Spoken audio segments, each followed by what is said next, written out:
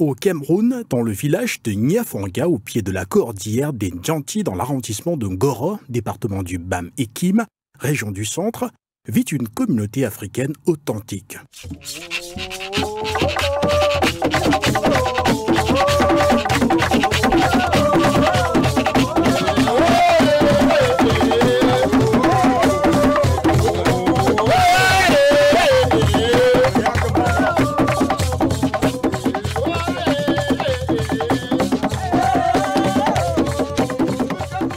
Un village autonome qui ne dépend que faiblement du monde extérieur.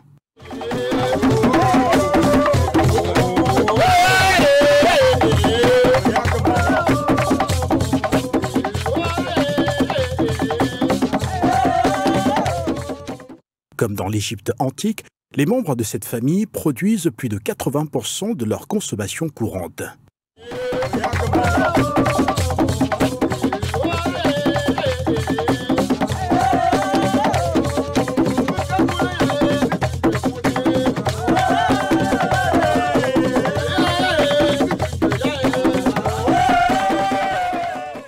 Ils construisent eux-mêmes leurs cases ou huttes d'habitation, ils se soignent eux-mêmes par des méthodes naturelles, ils cultivent le coton pour la confection de leurs vêtements, fabriquent aussi des meubles.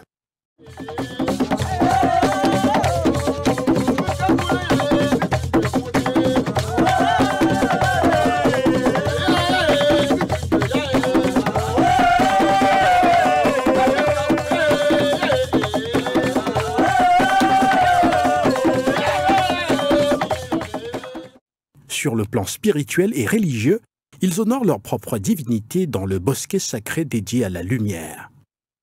L'organisation Safe Africa, à travers l'école traditionnelle africaine des mystères, se donne pour mission de pousser les Africains vers une renaissance d'abord spirituelle, basée sur une approche qui vise un développement intégral, endogène et durable, vers une indépendance totale de l'Afrique.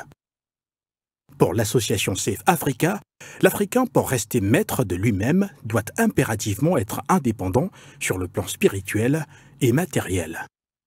Il doit pouvoir manger, il doit pouvoir se vêtir, il doit pouvoir se loger, il doit pouvoir se soigner lorsqu'il est malade, il doit pouvoir vivre dans un environnement où il acquiert une éducation qui lui permet de pouvoir subvenir donc à cette harmonie entre son environnement et lui. Ça, c'est dans son aspect charnel. Maintenant, dans son aspect spirituel, il a aussi besoin de vivre en harmonie avec son environnement, d'être en paix avec lui-même, de pouvoir vivre sa profondeur de l'être et de pouvoir communiquer et communier avec la nature et la divinité. Au village Safe Africa, l'homme vit dans la quête d'une connexion parfaite et d'un équilibre perpétuel avec l'ensemble des règnes qui l'entourent, minéral, végétal et animal.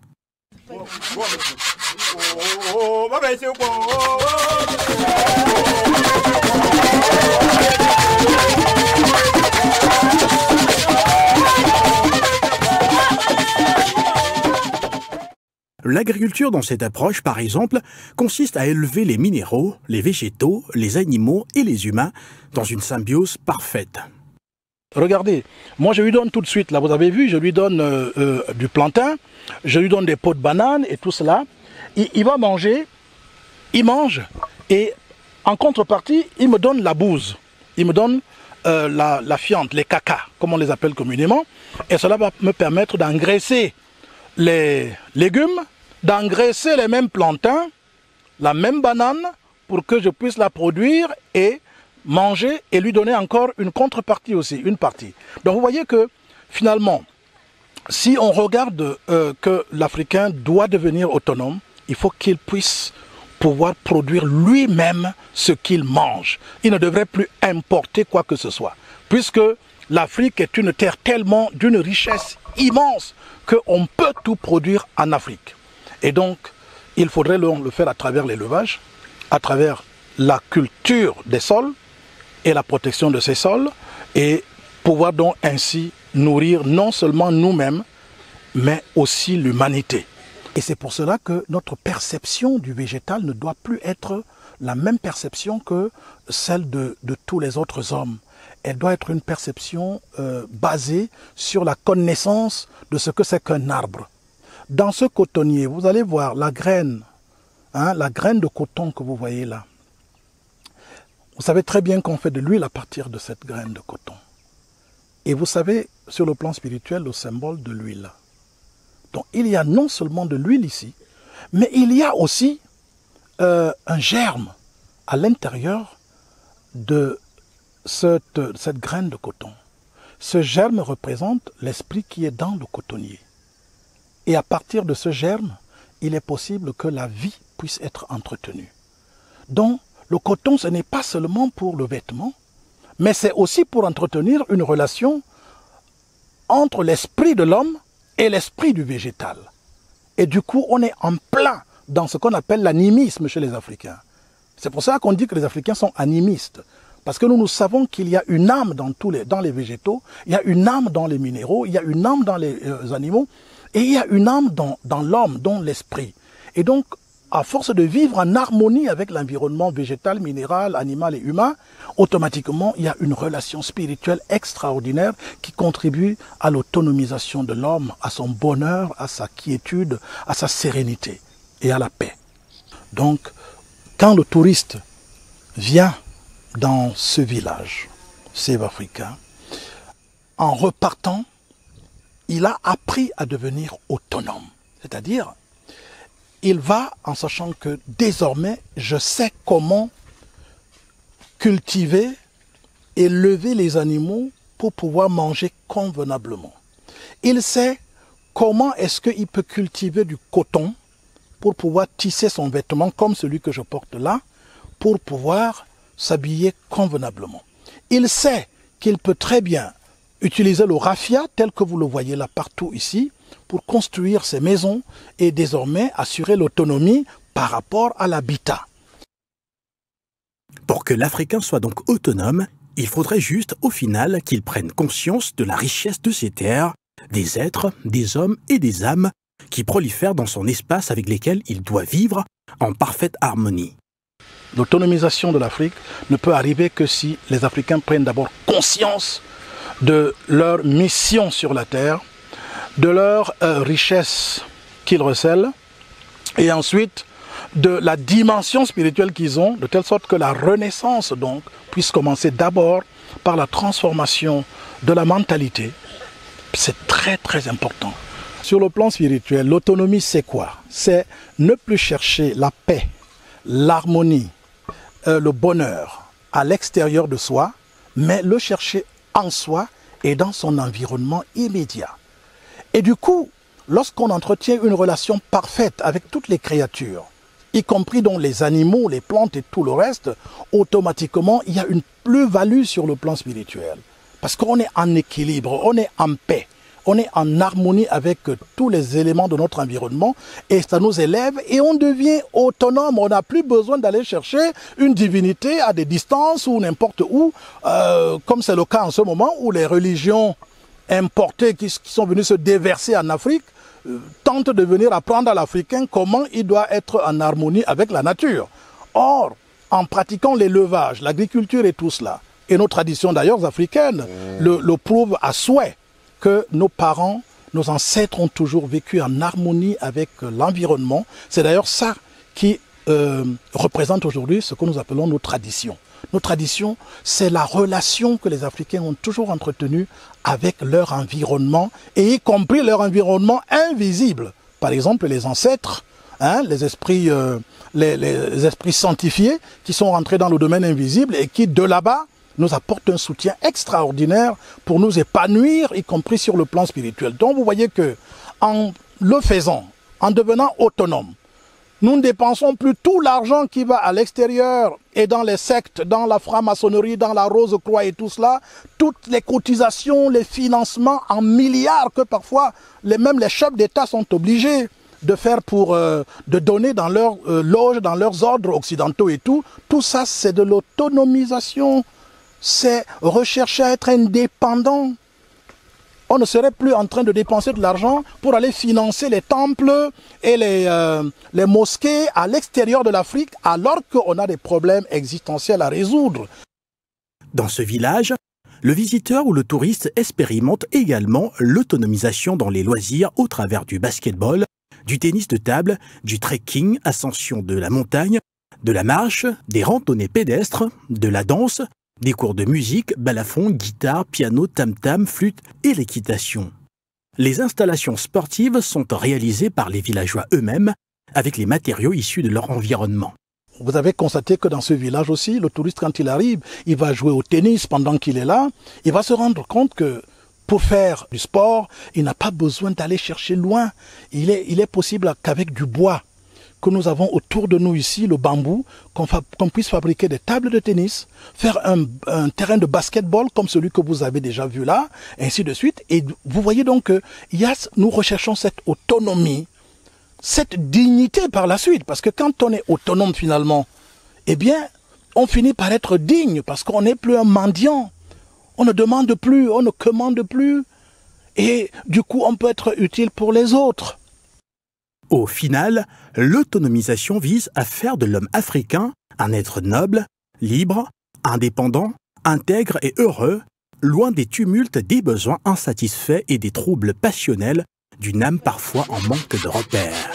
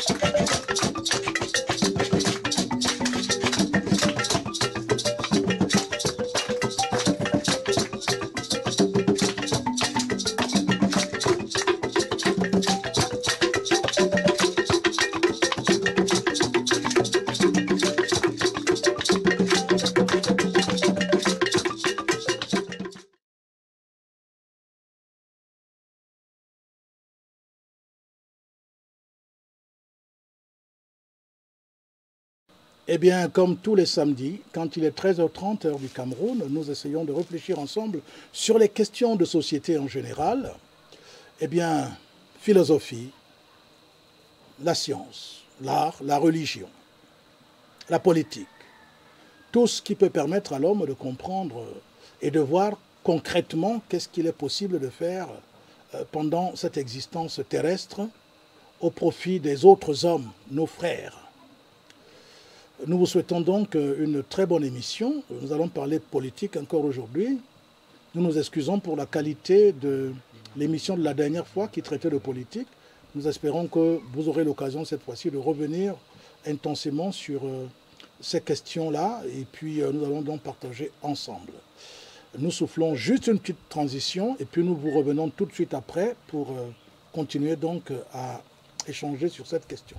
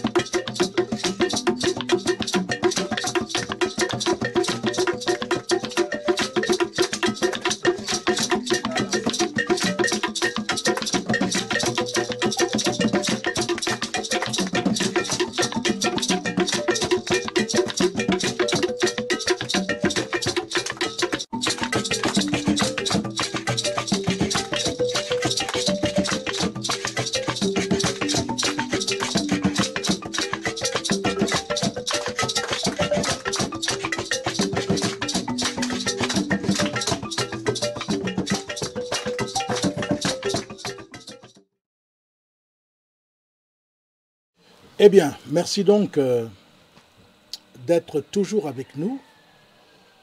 Nous espérons que vos contributions nous permettront de pouvoir creuser cette question de la politique qui est une question essentielle dans la vie des hommes.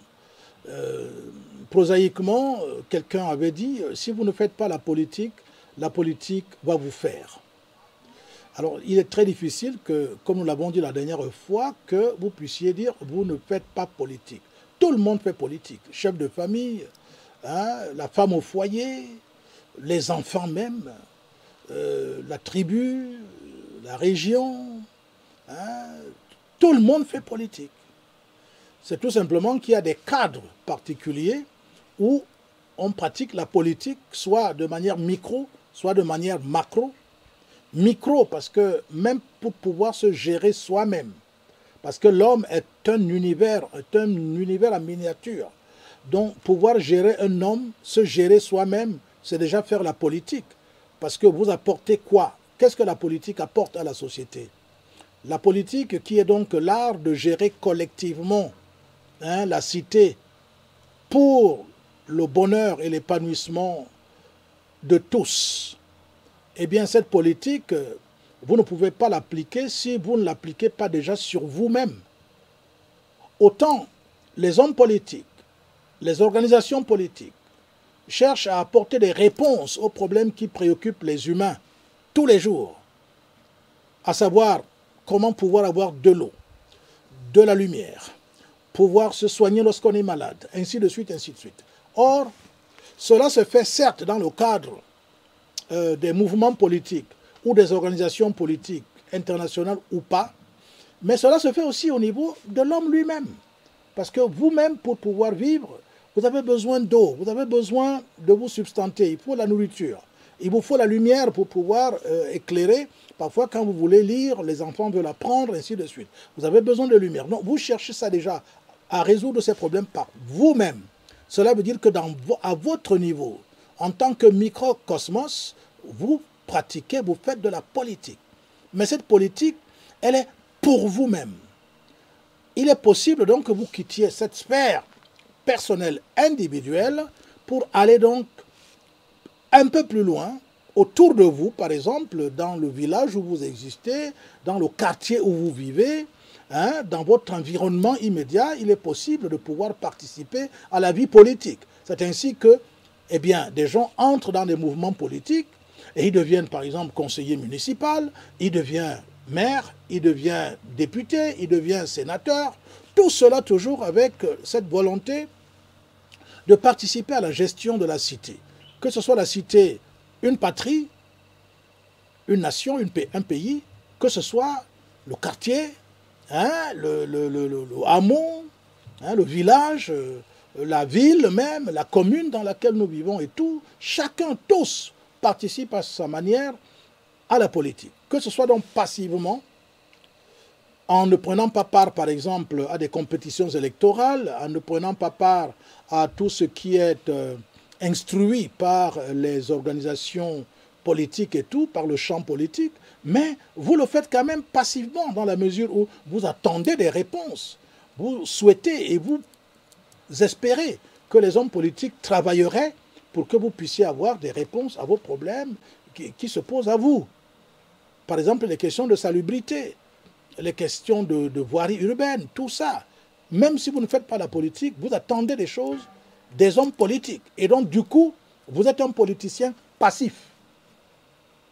Mais vous ne pouvez pas dire que vous ne faites pas la politique.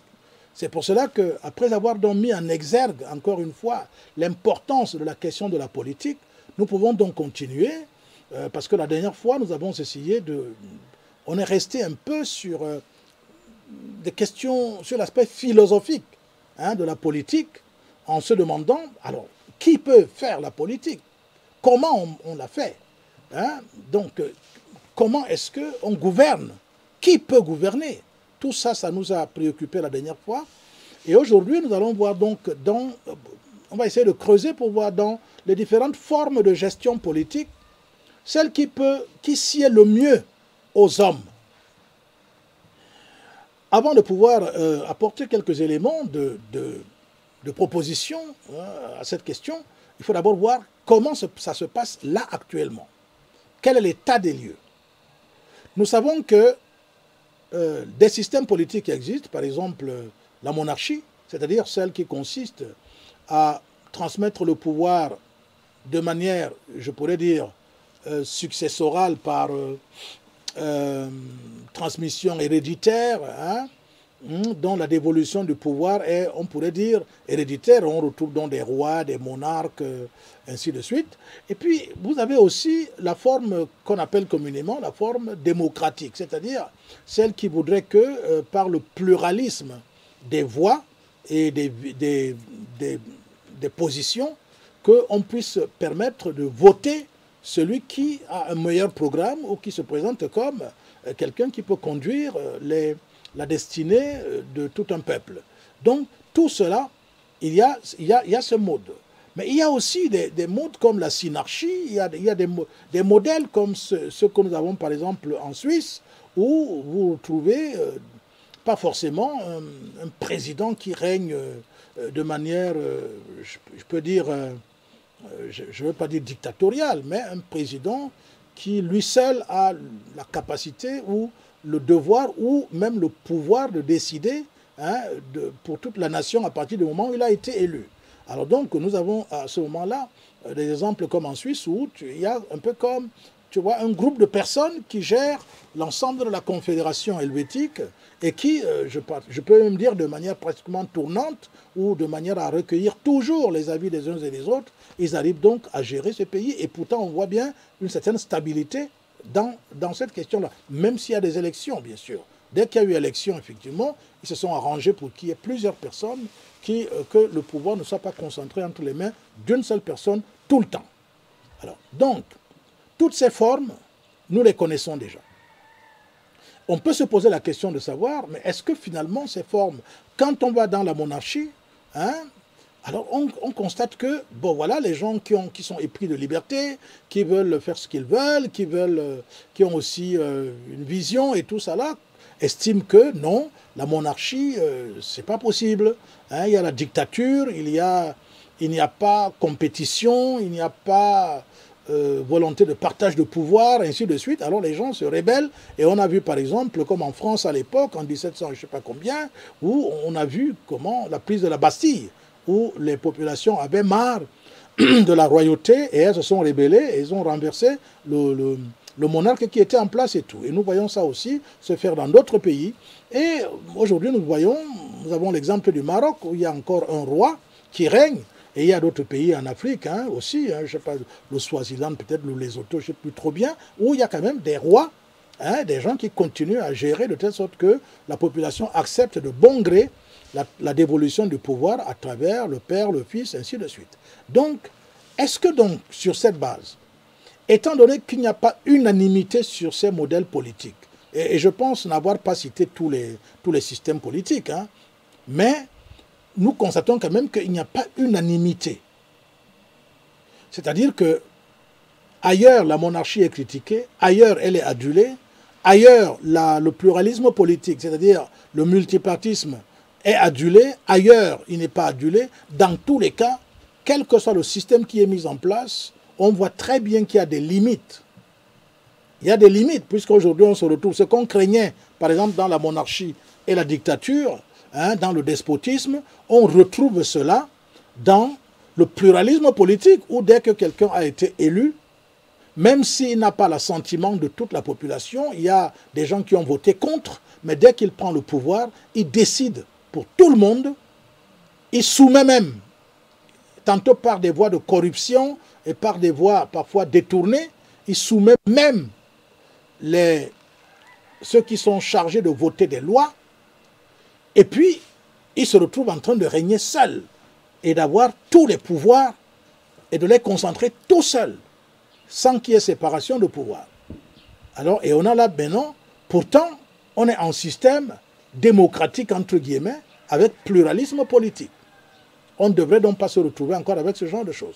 Donc, nous voyons bien que, pour ne pas nous étaler très longtemps là-dedans, nous voyons bien que quel que soit le système que nous adoptons sur le plan, dans ce monde, évidemment, chaque système a ses limites. Si donc chaque système a ses limites, si donc il n'est pas possible de pouvoir garantir que quel que soit le système qu'on va choisir, c'est lui qui va rester, qui va perdurer tout cela, et que c'est lui qui va produire le bonheur de tous. Devant ces aléas, devant cette incertitude, devant l'imprévisibilité des événements, est-ce qu'il n'est pas possible donc de se demander quel est donc le système qui peut être, on pourrait dire, la synthèse de tous ces systèmes? Parce que nous avons vu dans la vie de l'homme, et de tout d'ailleurs, que chaque fois qu'il y a la synthèse des réalités qui étaient jusque-là antinomiques, eh bien, on retrouve une certaine paix, une certaine sérénité. La synthèse a toujours été une solution permettant de pouvoir jouir ou alors de manifester la tranquillité et la paix. Or, qu'est-ce qu'on peut appeler synthèse donc de tous ces systèmes? Comment on peut envisager une synthèse de tous ces systèmes politiques? C'est-à-dire là où on retrouve des éléments de la monarchie, des éléments de la démocratie, entre guillemets, hein, des éléments de la synarchie, des éléments... Bref, quel est donc le système qui permet d'en arriver à cela? Comment peut-on faire en sorte qu'aujourd'hui, par exemple, et nous allons parler spécifiquement de l'Afrique, qu'est-ce qu'on peut faire pour que, désormais, l'Afrique puisse, en tant qu'entité, en tant que cité, en tant que patrie, pouvoir se développer comme, entre guillemets, les autres cités unies?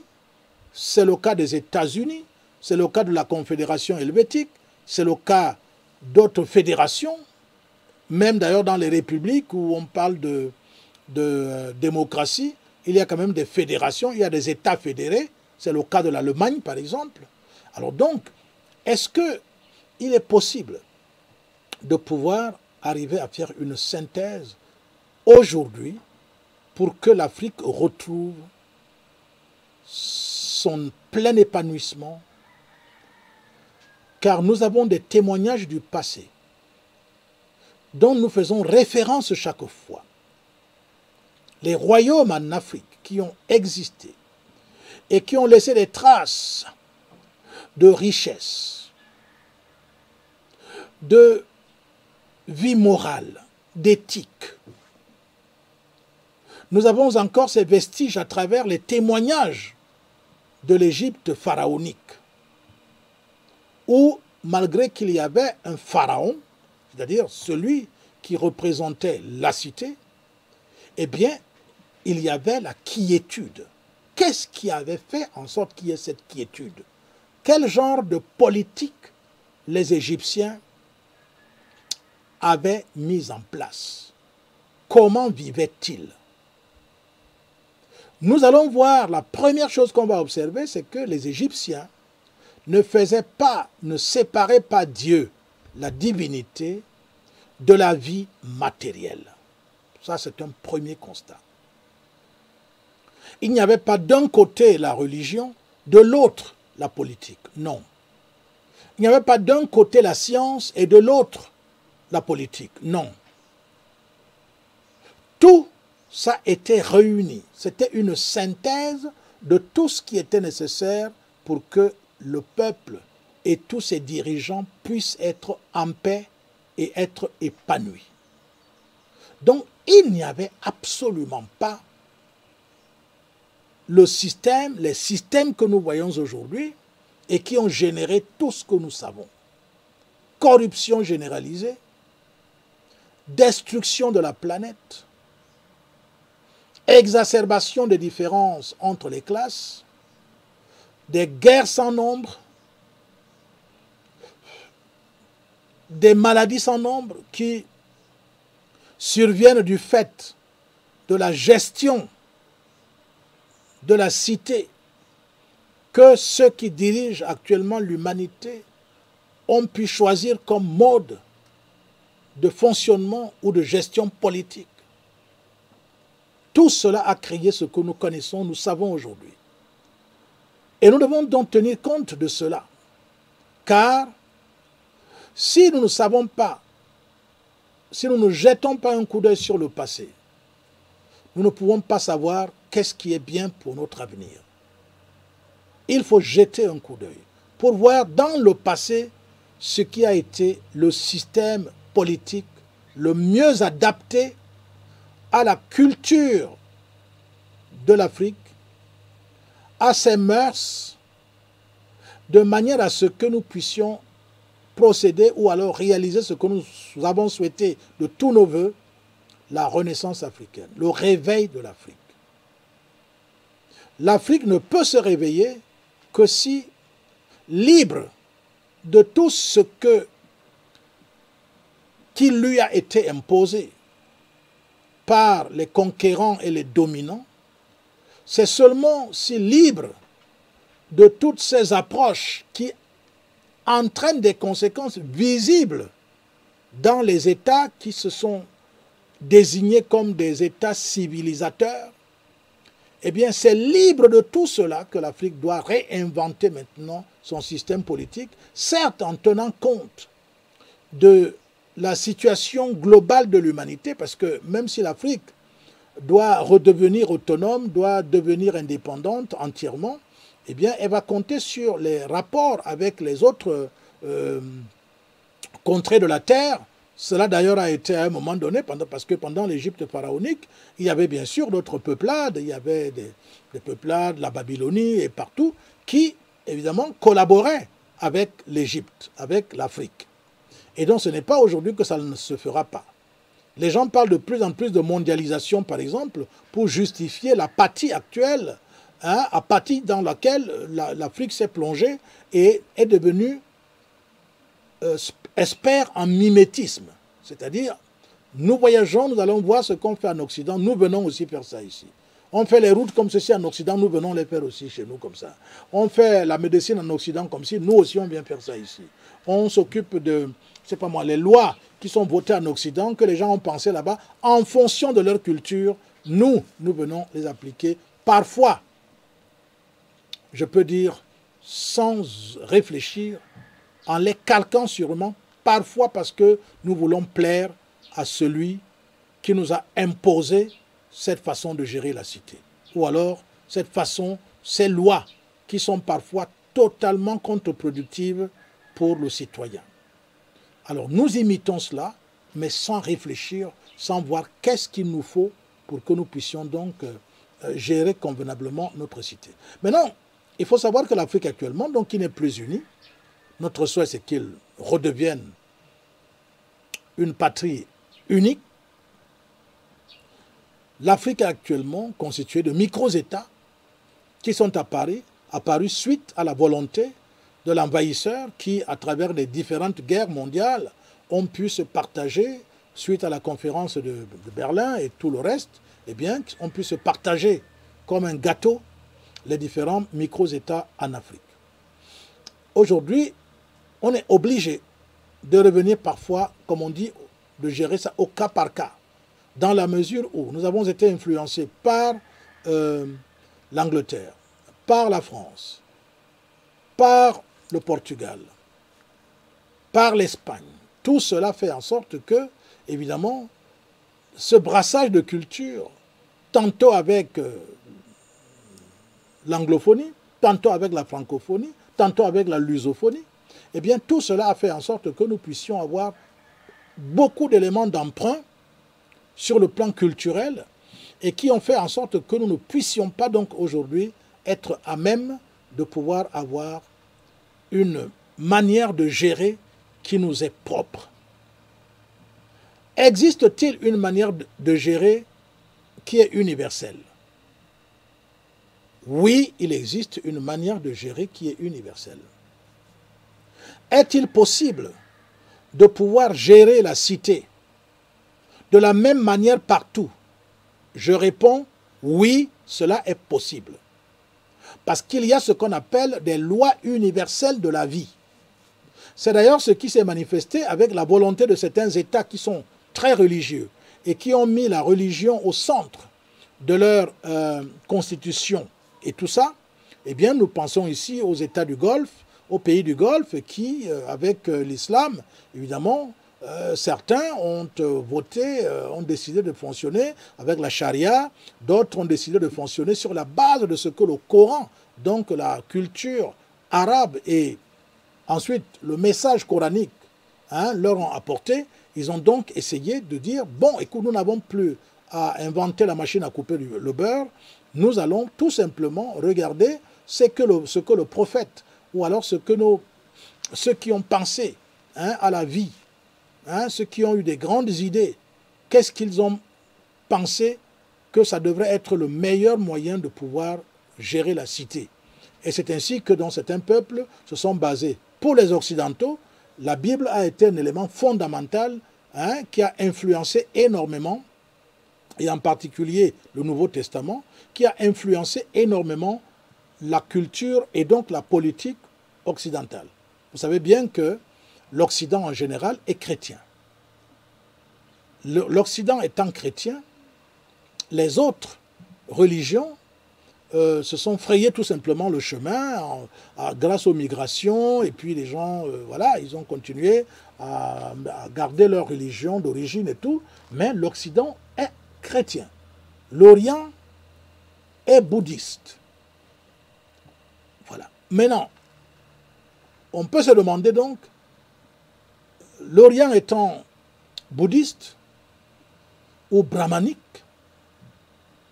l'Occident étant chrétien, l'Afrique est donc quoi? Et nous voyons très bien qu'en Afrique, nous avons donc l'influence de toutes ces religions, l'islam et le christianisme. Les deux se partagent l'Afrique. Et on dit aujourd'hui, dans une moindre mesure, l'animisme dont on dit qu'il est peut-être la 3e ou la 4e religion en Afrique.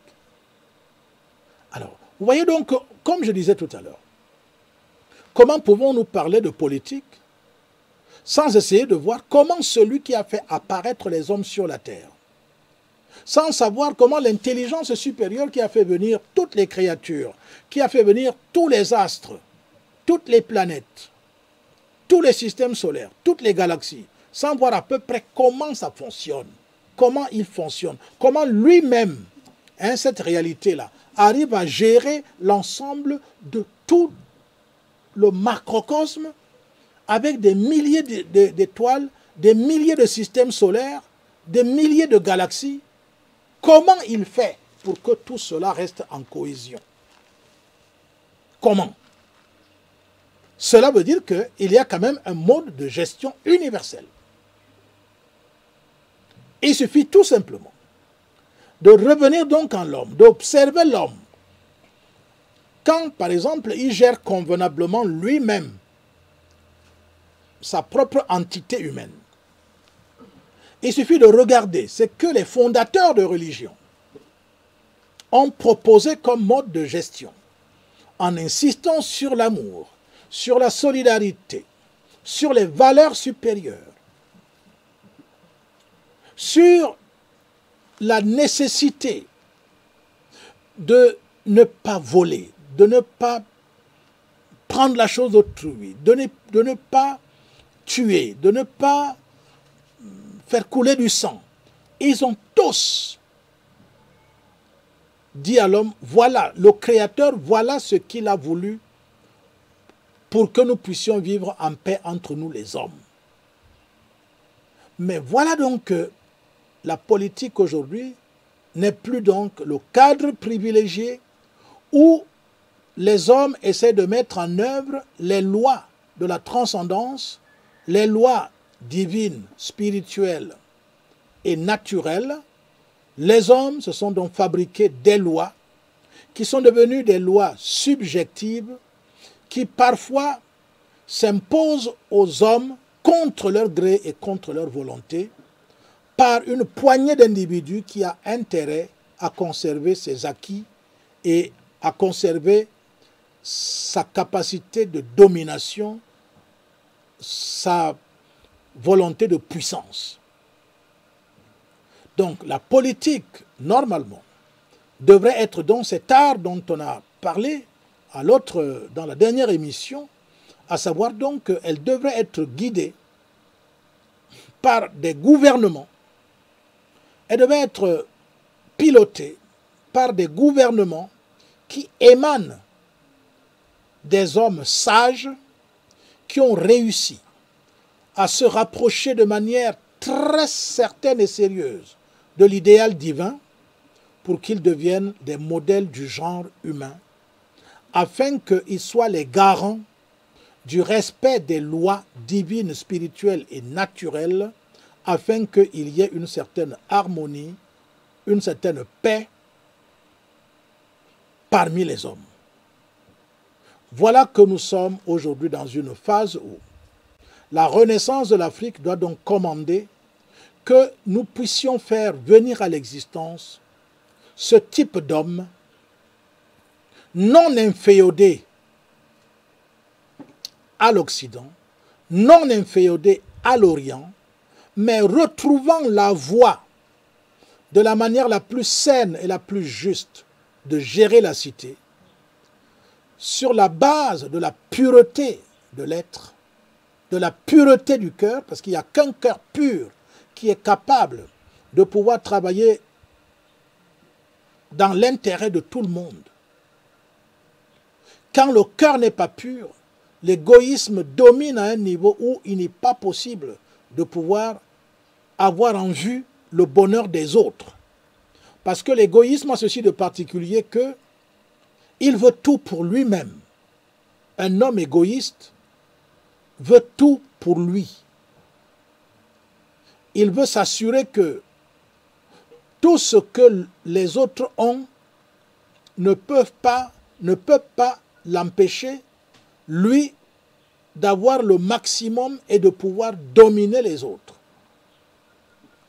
Tant que des hommes égocentriques, tant qu'on n'aura pas formé des personnes totalement dépouillées de l'intérêt égocentrique pour que ce soit l'intérêt général qui domine, évidemment, quel que soit le système politique qui sera envisagé, surtout en Afrique aujourd'hui, eh bien, on ne pourra jamais sortir de cette corruption généralisée dans laquelle nous nous retrouvons aujourd'hui, avec tous les dégâts que cela crée.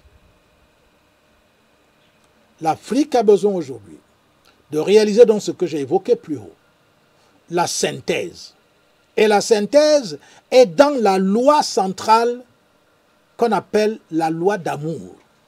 C'est là où elle se trouve.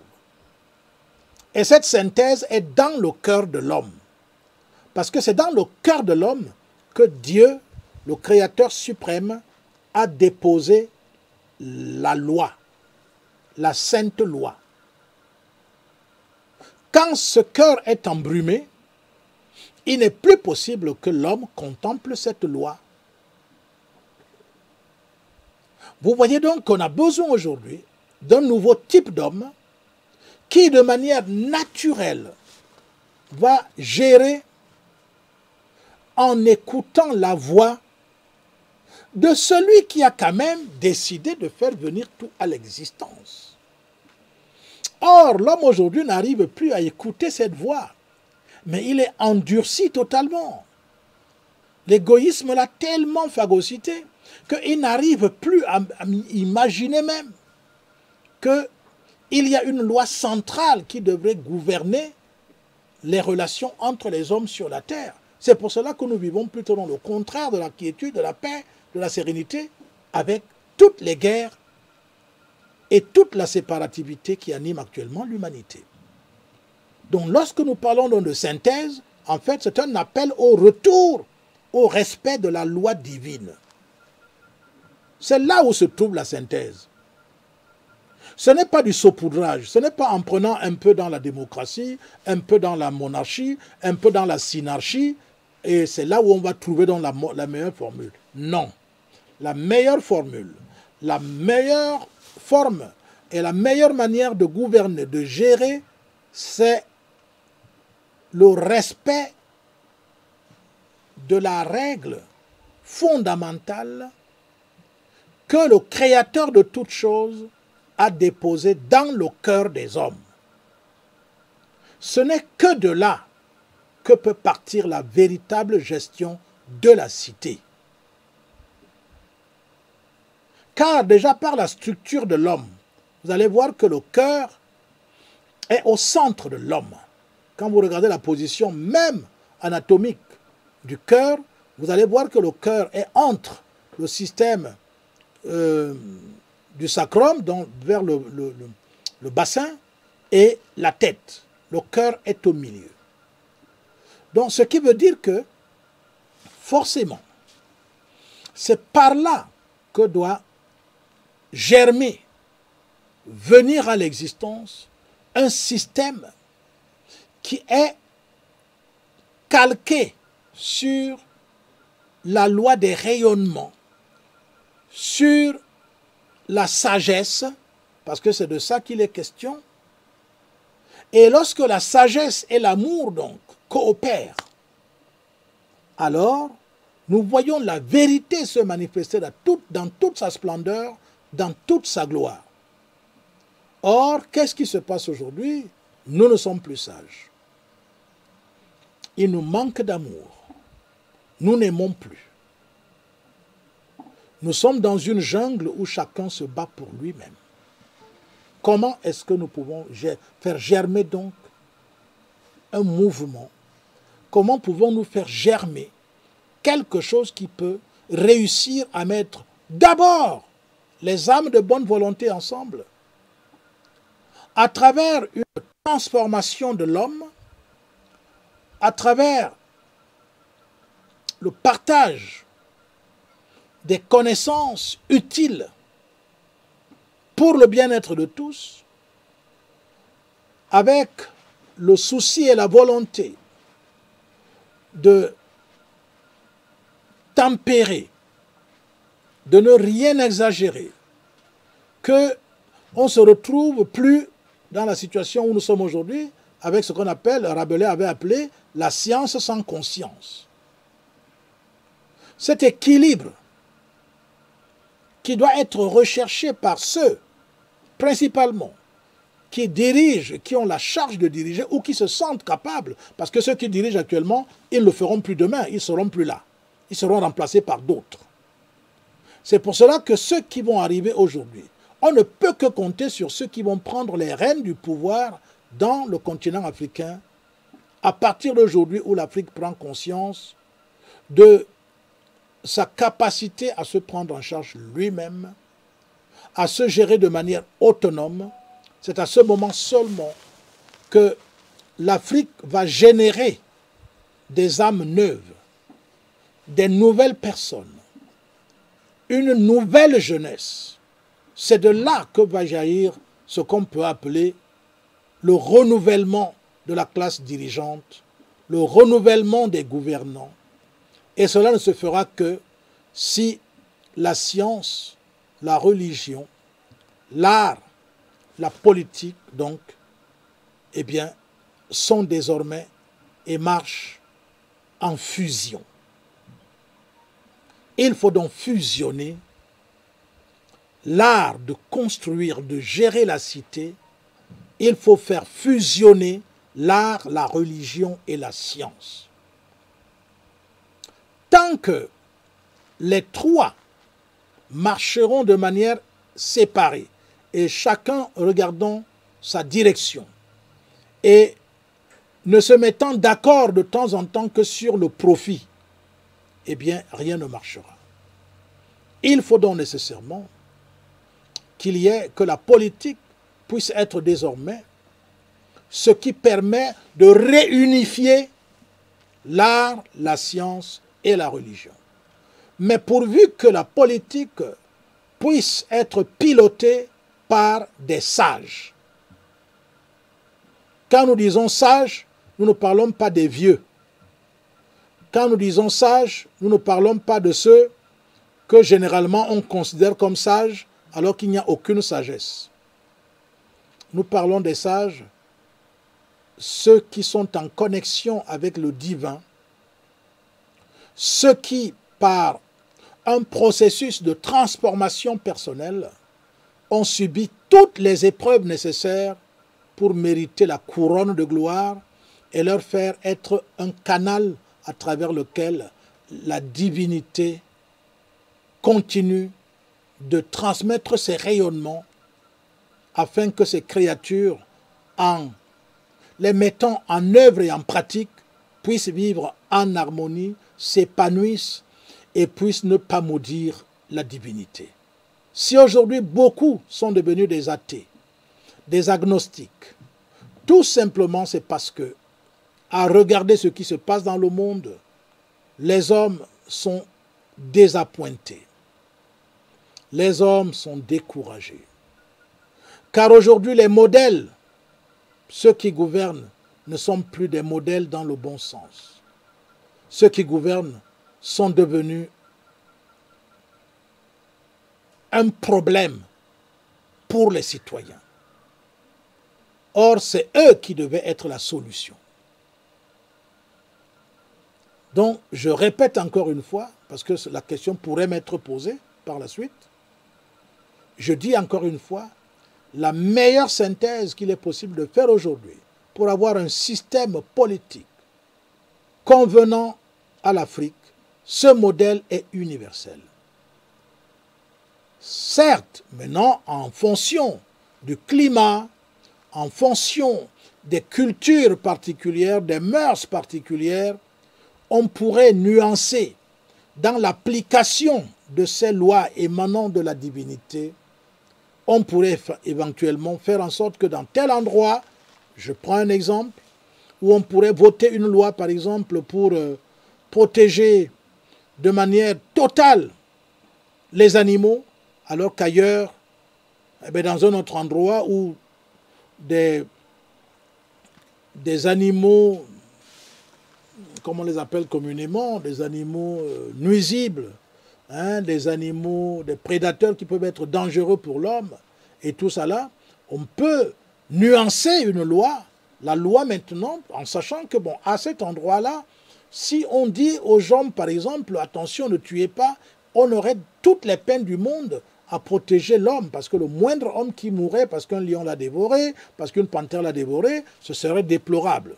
Parce que devant la grande divinité, un seul homme est d'une importance capitale. Oui, on pourrait donc nuancer. Par exemple, les décisions politiques qu'on prendrait à un certain endroit concernant sur le plan économique, pendant qu'on mettrait l'emphase, par exemple, sur les questions de l'eau à tel endroit, dans un autre endroit où eh bien, il pleut régulièrement, parce qu'il y a des endroits comme ça sur la terre, eh bien, on ne mettra pas de l'emphase sur la question de l'eau, mais on la mettra sur, ce qui permet effectivement à cet endroit qui est totalement gorgé d'eau de pouvoir résoudre un autre pan des problèmes qui pourraient se poser pour la société. Donc, cela pourrait être, si vous voulez, au niveau de la pratique de ce système universel.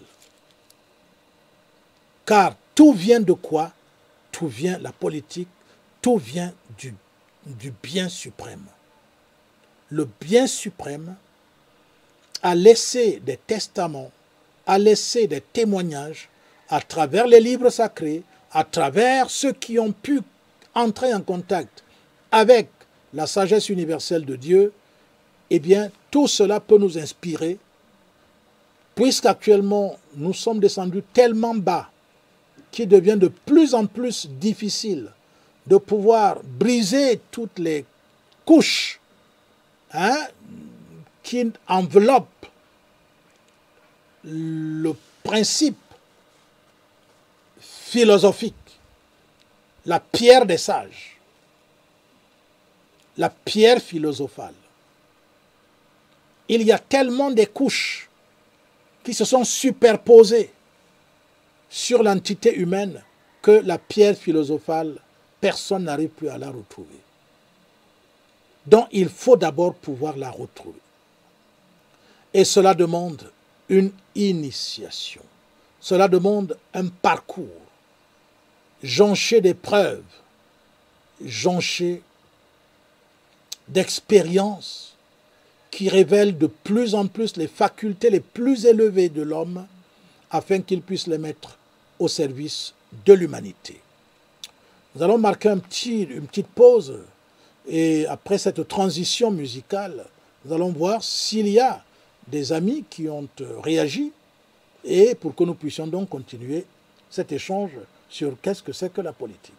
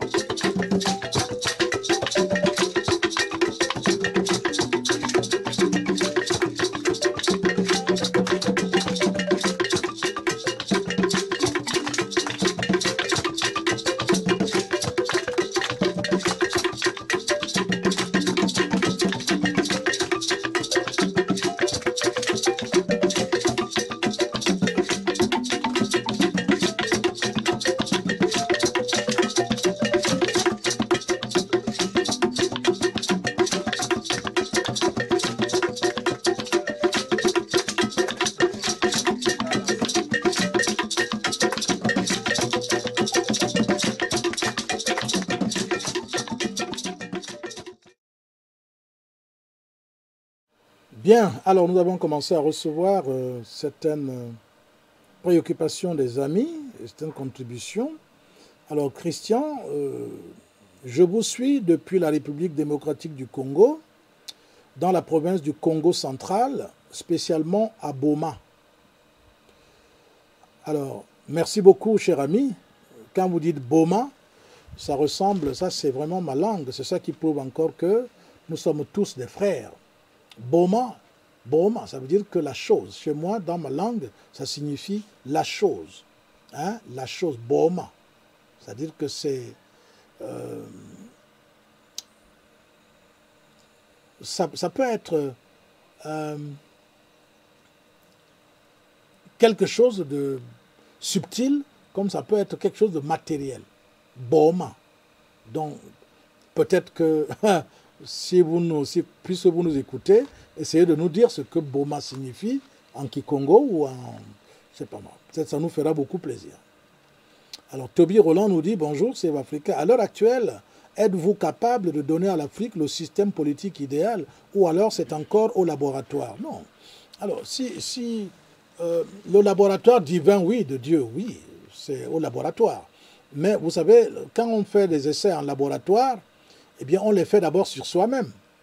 Vous voyez, c'est parce que le meilleur cobaye, souvent, contrairement à ce que les gens pensent souvent, c'est qu'ils préfèrent utiliser les autres comme cobayes, utiliser les animaux comme cobayes.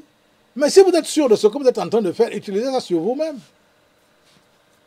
Et c'est ça, le laboratoire dans lequel nous on est, c'est que depuis des années, on s'est mis à expérimenter un modèle de gestion politique sur nous-mêmes, en tant qu'entité humaine. Moi particulièrement, c'est ce que j'ai fait. Depuis des années, ma tendre jeunesse, j'essaye de voir, j'ai entrepris de travailler pour voir comment je peux me gérer de manière à être heureux. Je peux vous le garantir, je suis heureux. Et je ne suis pas arrivé là au hasard. Tout un travail, tout un cheminement, un tas d'expériences, un apprentissage sérieux, qui était en même temps religieux, scientifique et artistique. C'est tout cela qui m'a permis aujourd'hui, en essayant de me gérer moi-même, et j'ai vu que je me gère bien, parce que je m'épanouis convenablement. Je peux partager mon bonheur. Ensuite, je suis allé plus loin. J'ai quitté la ville de Douala au Cameroun et j'ai initié l'avènement d'un village. Et ce village existe. Il est là. Vous voyez d'ailleurs ces images circuler en fond pendant cette émission. Et nous avons donc, à partir de ce village, si la technique peut nous faire passer quelques images du village, ce ne serait pas une mauvaise chose. À partir donc de ce village, je me suis mis à faire l'apprentissage. Hein? Vous voyez par exemple là, c'est ma résidence, c'est là où j'habite. Ça c'est ma résidence que vous voyez au village, bâtie avec du matériau local, hein? Avec tout ce que cela comporte. Merci de nous avoir fait goûter cela. Donc, à partir de là, j'ai dit, je vais maintenant faire l'apprentissage de la gestion d'une famille dans un lieu où il n'y a pas d'influence extérieure empêchant de pouvoir déployer le potentiel et la potentialité et les facultés supérieures. Eh bien, c'est ce que j'ai fait. Et ce village existe. Et il y a des gens qui ont été sensibles, des amis, qui ont été sensibles à cette approche et qui ont accepté de venir me retrouver ici. Pas seulement des Camerounais, puisqu'il y a des gens qui viennent, qui vivent dans ce village, qui sont venus des Caraïbes, d'autres sont venus d'autres pays africains, sans parler à l'intérieur de multiples tribus camerounaises. Eh bien, j'ai appris à gérer ce village. Et quand vous voyez ce village aujourd'hui, il reflète non seulement la vision que nous avons de la cité, mais il reflète aussi notre cœur. Parce que vous ne pouvez refléter à l'extérieur que ce que votre cœur a ou est. Si donc vous voulez savoir, si on est en laboratoire, vous n'avez qu'à visiter ce village. Vous allez voir que ce n'est plus le laboratoire, maintenant c'est déjà la réalité qui est déjà sortie au jour et qui peut maintenant être dupliquée partout. Parce que, y compris dans ce village, il y a un mode de gestion de la cité.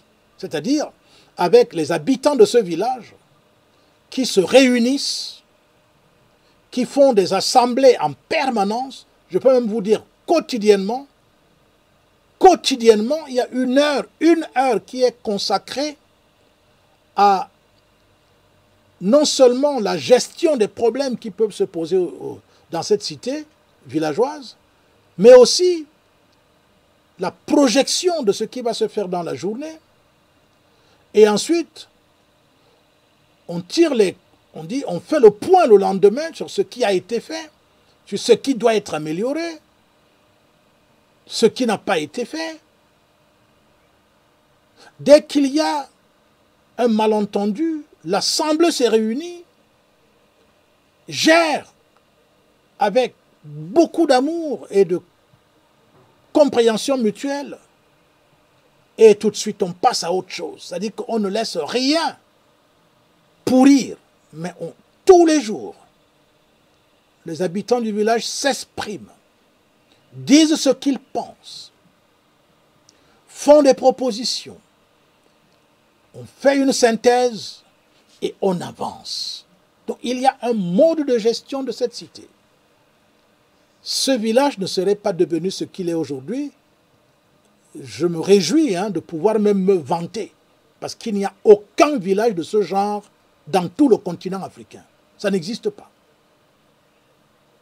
Si vous en connaissez un comme ça, n'hésitez pas, parce que nous, on souhaiterait aller le visiter. Alors, si on a pu le faire dans le cadre d'un village, cela veut dire, Roland Onambélé, nous pouvons le faire dans le cadre d'un pays. Nous pouvons le faire dans le cadre d'un pays. Car le développement, selon ce que nous voyons, eh bien, l'Afrique ne se développe pas parce qu'elle a abandonné les villages. Elle a abandonné les villages et est allée s'agglutiner dans les villes qui sont en quelque sorte des reflets du modèle occidental et avec toutes les conséquences que cela entraîne. Banditisme, criminalité, débauche, vice, avec tout ce que cela comporte. L'Afrique, pour se développer actuellement, doit partir des villages.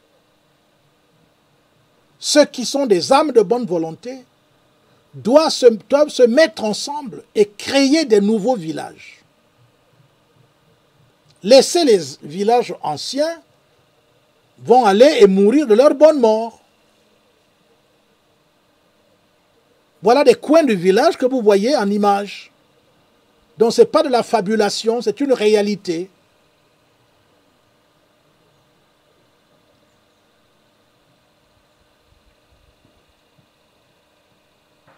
Ce serait même si c'était possible que la technique nous donne même quelques images du village dans la nuit.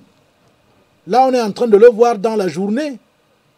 Mais on peut aussi avoir quelques images nocturnes, peut-être, si jamais les responsables ont pu avoir quelques images dans leur machine. Eh bien, montrer un peu le village dans la nuit. C'est une réalité.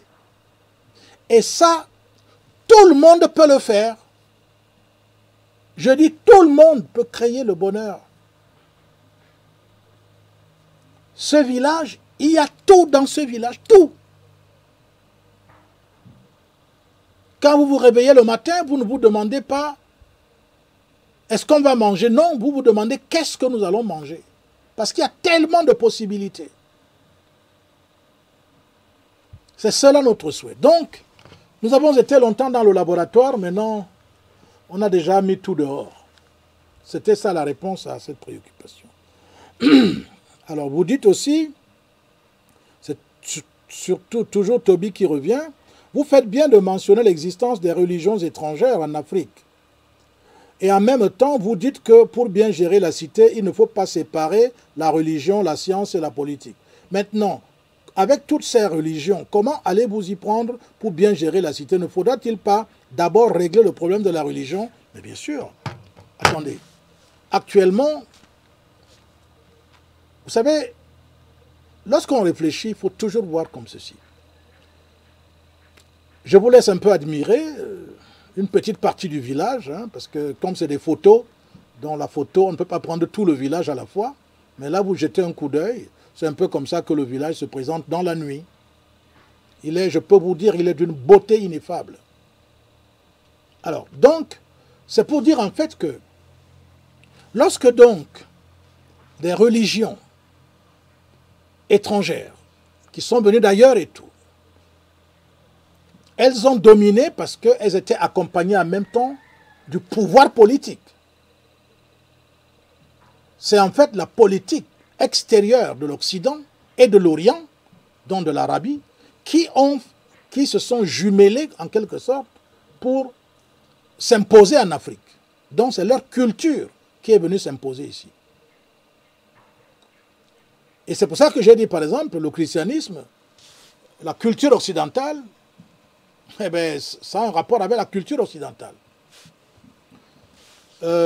L'islam a un rapport avec la culture arabe, hein, donc orientale. Ou alors proche-orientale, faites comme vous voulez. Mais maintenant, il y a, si vous voulez, la Chine, l'Inde et tout ça là, qui ont aussi une culture. Et la religion est toujours teintée de culture. Parce que dans la religion, il y a certes l'esprit au centre, mais il y a le reste, c'est-à-dire les éléments culturels, donc artistiques, scientifiques et tout le reste. Qu'est-ce qu'il faut faire dans la situation actuelle? Dans la situation actuelle, il faut faire venir à l'existence d'autres courants religieux ou un courant religieux africain. Je dis bien d'autres courants religieux ou un courant religieux africain. Les deux sont possibles. C'est à partir de là que ça va être le véritable creuset. Et n'oubliez pas que je vous ai dit, il faut que toujours soient ensemble la religion, la science et l'art. Les trois là doivent toujours être ensemble. Quand vous les séparez, ça crée la situation dans laquelle nous nous sommes retrouvés avec l'Occident aujourd'hui. Personne ne pense plus à Dieu quand il envoie les drones pour aller bombarder, les drones kamikazes pour aller tuer des gens. Non, il ne pense plus à Dieu. Hein. Il va y penser quand il va entrer à l'église, entre guillemets, pour aller prier je ne sais pas quel Dieu. Donc nous devons savoir qu'il y a la possibilité aujourd'hui que l'Afrique puisse faire germer des religions, au lieu de continuer à parler des religions étrangères et tout. Mais laissez-les mourir de leur bonne mort. Et faites venir à l'existence des religions. Où est l'âme africaine? Est-ce qu'il n'y a pas des Africains à même de générer par leur charisme, par leur science, par leur piété, par leur sagesse, par leur sagacité? Il n'y a pas d'Africains capables de faire venir à l'existence des religions qui vont supplanter toutes ces religions-là? Mais c'est ce qu'il faut faire. Il ne faut pas être des spectateurs, il faut être des acteurs. Donc pour vous dire, en fait, on n'a pas besoin, on ne met pas du vin neuf dans de vieilles outres. On a besoin tout simplement d'être ingénieux, inventif. Il faut innover, il faut devenir sage. Car, comme nous l'avons dit à la dernière émission, c'est les sages qui peuvent gouverner. Alors, nous allons prendre Empereur Kandila qui nous dit « Bonjour, j'espère que vous allez bien. Mon nom est Salomon et je suis un Ivoirien. Au fait, j'aimerais bien vous poser une question qui est la suivante. Dans le temps passé, nous avions appris qu'il y eut des hommes de Dieu qui ont dirigé des pays et nations, mais la remarque est que depuis quelques siècles, tous les dirigeants ne sont ni chrétiens ni musulmans au sens propre selon vous. Quel est le pourquoi? Merci. Le pourquoi, c'est la déchéance humaine. C'est la corruption qui s'est généralisée et qui a envahi tous les milieux, y compris les milieux religieux. Les religieux qui avaient la charge de pouvoir gouverner sont devenus des matérialistes. Et du coup, ils ont retrouvé les matérialistes qui n'avaient pas bougé. Ils sont désormais ensemble. Et il devient donc difficile de voir quelqu'un de véritablement religieux. Vraiment, j'espère que vous me comprenez très bien, parce que pour ceux qui me suivent, vous savez ce que moi je pense de la religion et des religions, et de la voie que moi j'appelle la voie religieuse. Donc la raison, c'est ça. C'est la corruption généralisée, c'est la déchéance, et c'est la domination de ceux qui se sont accaparés du pouvoir politique et qui mènent, y compris avec la chicotte, eh bien, des gens vers le malheur, au lieu d'assurer leur épanouissement. Voilà la raison en ce qui me concerne. Aloïs nous dit, vu que la nécessité habite auprès de l'organe, Save Africa est la nécessité de l'organe Afrique. Combien de mandats pensez-vous avoir besoin pour changer d'abord le Cameroun et ensuite l'Afrique? Vous me donnez déjà les mandats? Attendez que je me présente, non? Vous me donnez déjà les mandats vite comme ça? Ah non, attendez que je m'approche de la population africaine, que je puisse lui demander si elle est d'accord que nous puissions mettre en œuvre notre vision. À ce moment-là, je vous dirai si, encore que en Afrique, vous savez très bien, quand l'Africain a constaté que celui-là lui garantit l'essentiel qu'il lui faut pour s'épanouir, il n'a même pas besoin qu'il quitte le pouvoir. Donc ça, c'est purement africain, ça. Et personne ne va enlever ça à l'Afrique. Regardez la chefferie traditionnelle. Si vous voulez savoir le pouvoir, la gestion politique à l'époque, regardez les chefferies traditionnelles. C'est vrai qu'elles aussi, elles ont décliné avec le contact avec l'extérieur. Elles se sont mises à faire les mêmes choses qui sont décriées aujourd'hui par tout le monde. Mais nous avons encore les vestiges de l'ancienne manière et de la dévolution du pouvoir et de la manière de gérer la cité. Vous voyez encore la véritable démocratie et même dans la féodalité, dans les chefferies que vous voyez là. Le chef est en réalité le porte-parole. Il dit ce que les notables ont décidé, ce que la population a décidé. C'est là où il dit ce qu'il y a lieu de faire. Et puis, un vrai monarque, un vrai chef, est sage. Donc il est en contact avec le divin. Malheureusement, c'est devenu rare. C'est difficile de le voir. Alors, Marc nous dit, bonjour grand-père, est-ce que la purification d'une société doit commencer par ses habitants ou par ses dirigeants? Par tout le monde. Ce qui se passe souvent, c'est que les dirigeants, c'est trop tard. Ils arrivent, ils trouvent un système. J'ai vu au Cameroun, dans d'autres pays africains, des gens partir de chez eux avec une certaine moralité, pour ne pas dire une moralité certaine, arriver dans le système de gestion et se retrouvent obligés de faire la même chose. D'autres, certes très rares, ont eu le courage de démissionner.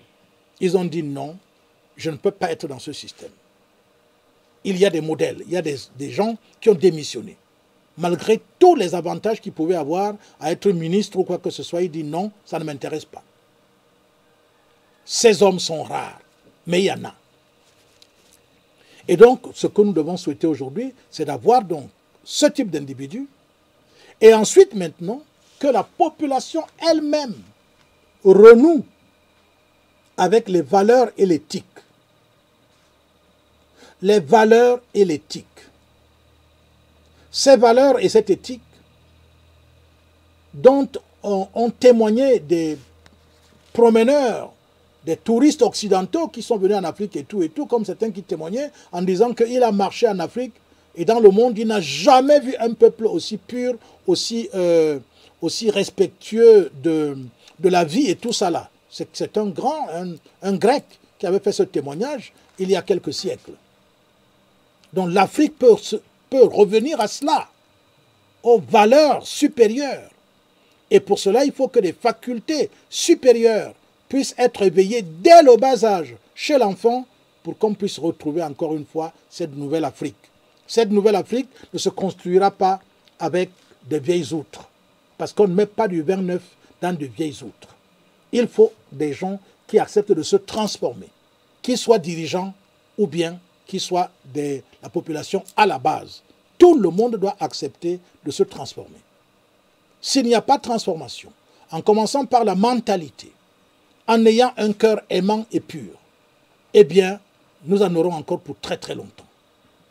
Nous devons maintenant tout faire pour nous battre, pour que le système éducatif qui doit faire venir à l'existence ce type de jeunes, ce type d'enfants, ce type de citoyens, on doit le mettre en place. Le système éducatif.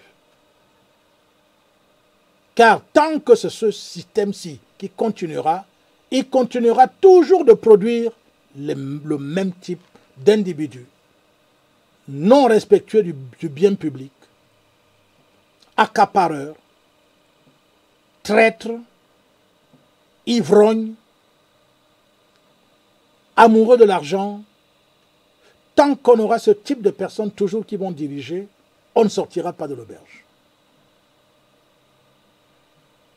Voilà ce que je peux vous dire concernant cela.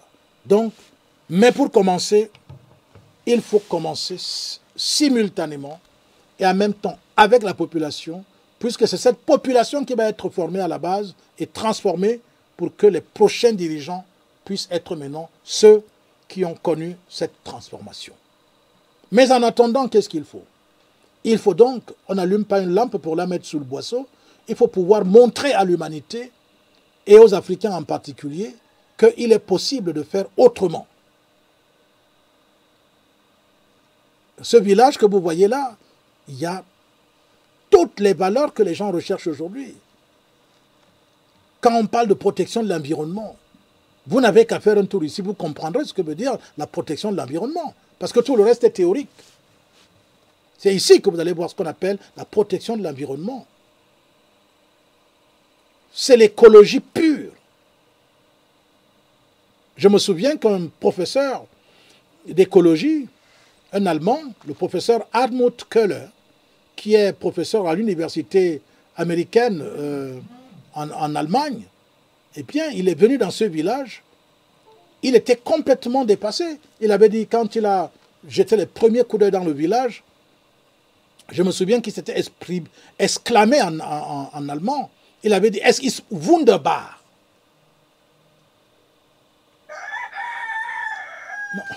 Après, ben, comme il parlait aussi anglais, il dit, it is marvelous. C'est-à-dire, il cherchait même des mots pour exprimer ce qu'il a vu dans ce village. Or, il avait déjà fait 40 ans d'enseignant d'écologie. Il a dit qu'il n'a jamais vu une écologie à l'état pur et brut, comme dans ce village.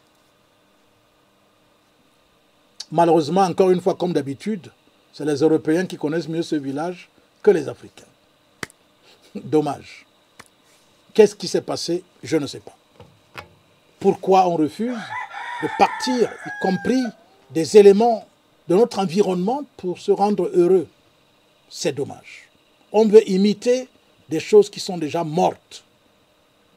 Pourquoi vous suivez des choses mortes alors qu'il y a une réalité vivante? Aloïs nous dit, y compris les intellectuels et les autres leaders africains sont d'accord que le système éducatif mis en place en Afrique est un échec total. Oui, tout le monde est d'accord là-dessus. Mais pourquoi est-ce que tout le monde continue à envoyer ses enfants dans cette école? Parce qu'il n'y a pas une autre. C'est notre responsabilité maintenant de faire venir une autre école. C'est ça notre responsabilité. Et vous pouvez être sûr, ça a déjà commencé. Quand je vous parle de ce village, vous pensez qu'il n'y a pas un système éducatif? Il est déjà en œuvre. Les enfants sont à l'école, ils apprennent. Le matin, le premier lieu où ils se retrouvent, c'est le temple. C'est au réveil. Ils sont au temple, avec les parents et tout. Et après ça, maintenant, il y a les cours de tout. Électricité, mécanique, architecture, art culinaire, transformation du vêtement, confection du vêtement, informatique. Il y a tout. Il y a tout dans ce village. Et c'est un système éducatif. On a des produits que vous pouvez rencontrer, des produits de ce village. Vous pouvez les rencontrer, ils sont déjà là. Certains ont déjà 21 ans. Certains ont 30 ans. Donc c'est des produits que vous pouvez vérifier et vous confronter. Et vous les confrontez avec les autres enfants de leur âge. Pour voir quelle est la différence. Ben oui. Dans ce village, même la langue que les enfants parlent, ils parlent mieux que beaucoup qui ont fait l'école classique. Ils parlent même mieux que les gens qui ont la licence. Les petits-enfants de 4 ans, 5 ans. Comment vous pouvez expliquer ça?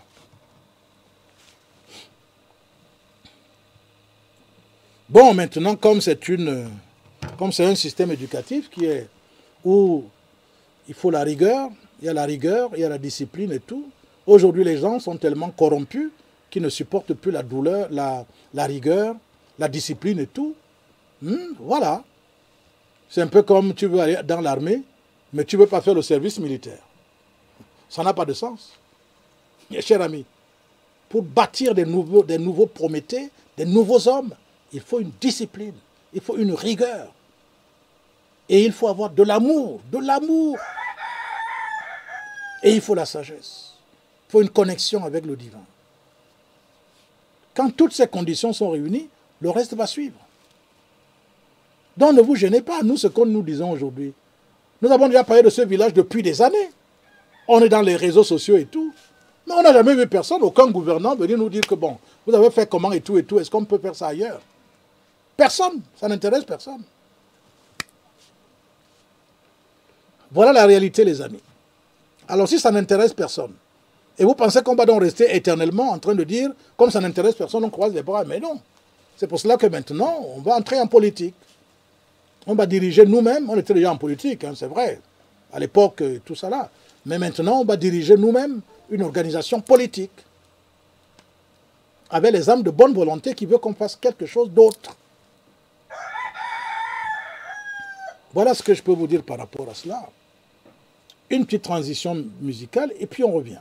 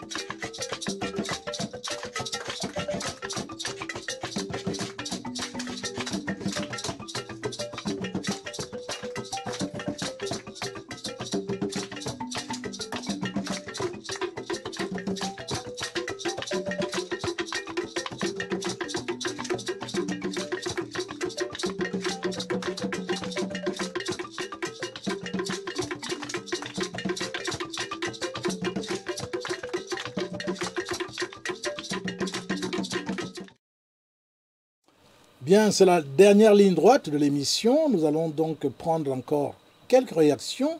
Aloïs qui revient. La jeunesse que vous voulez transformer, le cas particulier du Cameroun, sans oublier parfois des hauts fonctionnaires, s'enfuient vers le Canada où ils n'auront que des emplois dérisoires alors que nous avons encore toutes les possibilités en Afrique. Que pouvez-vous dire par rapport à ce phénomène? Un phénomène regrettable, tout simplement aussi parce que la jeunesse n'a plus de boussole. Si la jeunesse avait une boussole, eh bien, elle saurait s'orienter. Elle n'a plus de boussole. Le système éducatif actuel, c'est lui qui crée les conditions pour que les jeunes puissent continuer à quitter le continent africain et le Cameroun aussi en particulier. C'est tout. Les enseignants partent. Ils étudient au Cameroun. Après, ils partent pour aller enseigner ailleurs, au Canada et dans d'autres pays. Mais, Qu'est-ce que vous voulez que je vous dise? Alors qu'il y a possibilité de faire autrement. On ne met pas de vin neuf dans de vieilles outres. Les autres qui ont travaillé depuis des années, ils ont fait leur part. Les dirigeants qui ont travaillé jusqu'à maintenant, qui ont pu quand même faire en sorte que l'Afrique soit encore celle qu'elle est. Ils ont fait leur boulot. Maintenant, il faut qu'il y ait une autre équipe, qu'il y ait d'autres personnes généreuses et tout qui viennent et qui sont sages pour que l'Afrique soit différente. Tout simplement. Donc, il faut, quand je vous dis, il faut que le développement parte des villages, je ne parle pas d'autre chose. Parce qu'à partir des villages, il n'y a pas possibilité d'absorber le chômage tant qu'on n'aura pas déclenché un développement à partir des villages. Il faut aller dans le sens contraire. C'est des villages qu'il faut désormais partir pour déclencher un développement. Je dis bien des villages. Et ensuite, les villes vont devenir tout simplement des centres d'échange et de rencontres entre peuples, tribus, et puis les autres nations dans le monde et tout. C'est ça. C'est à ça que vont servir désormais les villes. Mais il faut que les villages soient vraiment des centres d'incubation de l'auto-emploi, surtout à travers le travail communautaire, collectif. L'Afrique n'a pas besoin, ne devrait pas avoir un seul chômeur. L'Afrique ne devrait pas avoir un seul chercheur d'emploi. Est-ce que vous savez par exemple qu'un pays comme le Cameroun, selon certaines perceptions, est-ce que vous savez qu'un pays comme le Cameroun devrait avoir, au lieu d'avoir 350 000 fonctionnaires, un pays comme le Cameroun devrait avoir au moins 2500 fonctionnaires. Le minimum qu'il fallait avoir comme fonctionnaire de l'État. Moi, je vois souvent des gens parfois dire l'effectif du personnel est pléthorique. Mais non, ce n'est pas vrai. L'effectif n'est pas pléthorique. Il y a combien de médecins? Il y en a qui font des formations et qui chôment. Des médecins. Alors que on trouve un médecin dans un arrondissement qui a 20 millions, 30 millions d'âmes. Un seul médecin. Un arrondissement a 20 000 personnes. Un seul médecin. Pour 20 000 personnes. Ce n'est pas une vue de l'esprit, c'est la réalité. Eh oui, les amis. Est-ce que c'est le travail qui manque? Le travail ne manque pas, mais c'est la mauvaise gouvernance, c'est la manière de gérer. C'est ça qu'il faut changer. Et on ne changera pas ça avec des gens qui n'ont pas appris autre chose, qui continuent d'apprendre les choses du même système. Il faut un autre système. Nous soumettons cela aux Africains, aux Camerounais en particulier aussi. Réfléchissez sérieusement. C'est même le système scolaire en question là qui fait que les richesses en Afrique sont pillées. Quand on parle de ce qui se passe en RDC, quand on parle de ce qui se passe partout où l'Occident vient piller les ressources, c'est à cause du système éducatif et du système de gouvernance. Voilà la raison pour laquelle les gens pillent à volonté. On crée le chômage et vous ne voulez pas que les jeunes aillent partout en Afrique, ailleurs, dans d'autres continents. Comment ils ne vont pas partir? Puisque le chômage est volontairement entretenu. Comment un seul citoyen peut avoir comme pactole 1000 milliards? Un seul. Il a 1000 milliards pour lui seul. Et il n'est même pas homme d'affaires. Souvent, il est fonctionnaire. Eh les amis, 1000 milliards.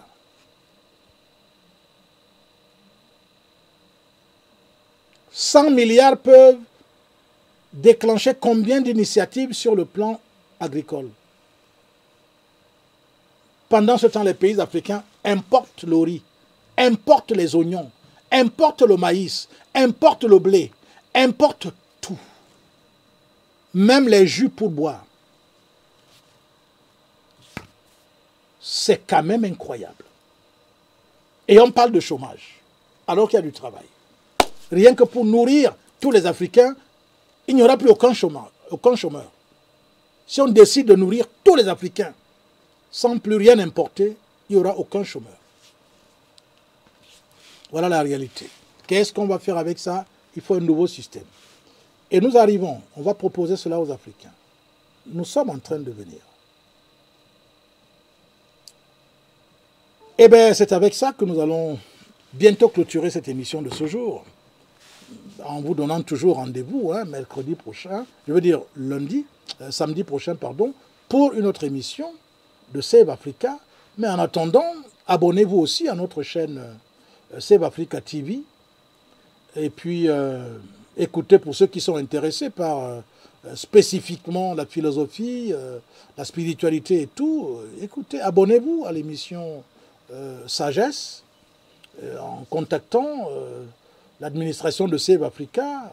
J'espère que la technique peut nous mettre les adresses, les coordonnées à travers lesquelles vous pouvez joindre l'administration de Save Africa pour essayer de pouvoir envisager de faire votre abonnement pour que vous puissiez suivre les émissions qui ne sont pas forcément publiques, mais qui sont pour ceux qui sont intéressés par des choses purement spirituelles. Et voilà. Donc, là, vous avez les coordonnées. Vous pouvez relever et ensuite, maintenant, vous pouvez contacter l'administration qui vous donnera toutes les indications nécessaires pour pouvoir participer à cette émission Sagesse qui passe tous les mercredis à 20h, heure du Cameroun.